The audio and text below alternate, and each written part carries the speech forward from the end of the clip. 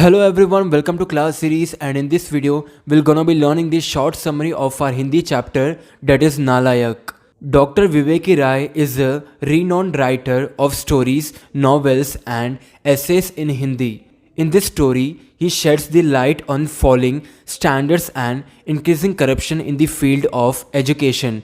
He says that in the field of education, teachers must maintain a steady state of mind.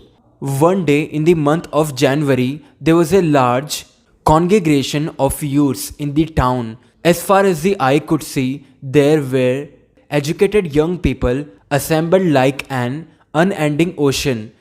It soon became clear that these youths were all employed and hand assembled in order to hand in their applications for the post of untrained teachers in the Jila Parishad school.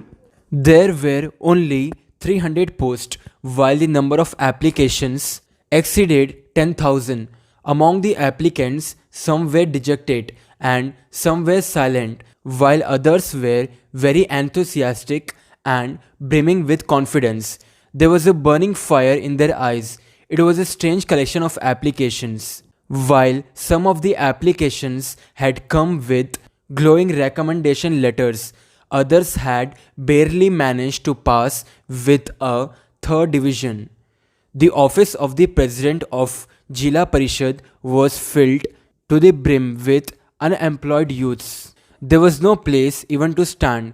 The whole office was engulfed in commotion. Everyone was waiting for the arrival of the Jila Parishad president. However, it became known that the president was at his bungalow. The whole crowd then began to proceed in that direction. Seeing such a large crowd coming towards his residence, the president was scared. The police was called in, and they soon arrived in police vans. One of the policemen made an announcement on the loudspeaker.